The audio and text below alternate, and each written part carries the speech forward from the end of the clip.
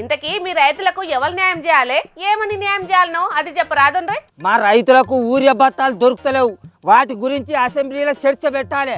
అట్లనే మా రైతులకు ఇప్పుడు ఆసంగి పంటకి వేస్తామన్న రైతు భరోసా కూడా ఎప్పుడు వేస్తారు అనేది సర్కారు మాకు చెప్పాలి.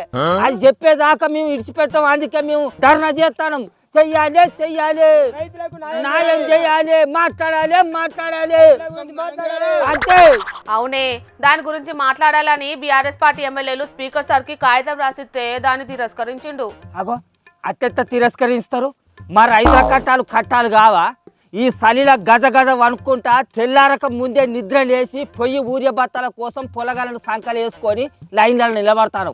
అయినా కూడా 3-4 ఎకరాలున్న రైతుకు కూడా ఒక్క ఊరియా బత్త చేతిలో పెడతాడు.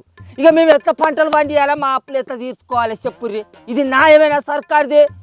చెప్పేమరా నువ్వు తింజాపు.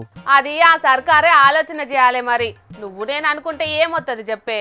సర్కారుకు మా రైతులకు న్యాయం చేయాలనే ఆలోచనే ఉంటే, మా పంటలకు సరిపోయే అన్ని ఊరియా బత్తాలు ఇచ్చే ఆలోచనే ఉంటే, అసెంబ్లీలో మా రైతుల గురించి మాట్లాడేటందుకు సర్కారు ఎందుకు వెనుకడిగేస్తుంది చెప్పు? మైకుల ముంగదికి వచ్చిందని అంటే ఆ అవతల పార్టీల మీద దుమ్మెత్తి పోసే అంత యావా మా రైతుల కట్టాల గురించి ఆలోచించేందుకు ఎందుకు ఉంటలేదు చెప్పాలి.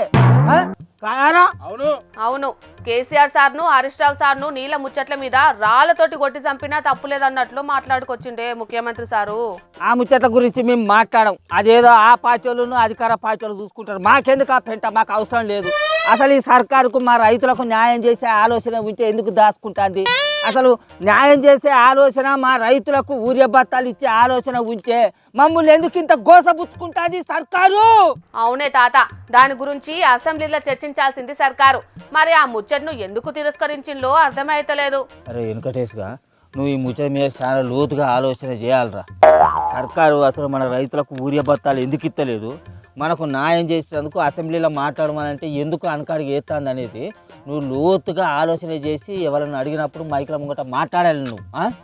కానీ నేను ప్రిపేర్ అయ్యి రాలేదా? ప్రిపేర్ అయ్యి రాకుంటే మరి నువ్వు పిల్లడానికి వచ్చినావా ఇక్కడికి? నువ్వు పెద్ద మనిషి వాడిని, నిన్ను పిలిస్తేమో నేను ప్రిపేర్ అయ్యి రాలేదని అంటాడు మీద రాలి కదా కూడా. పెడితేనైతే పెండ తచ్చడి తింటావా? నీ బతుకుల కట్టే ఇట్లా అయితే కుదరది. నేనే దీని గురించి లోతుగా విచారణ చేసి తెలుసుకుంటా ముచ్చట్లు.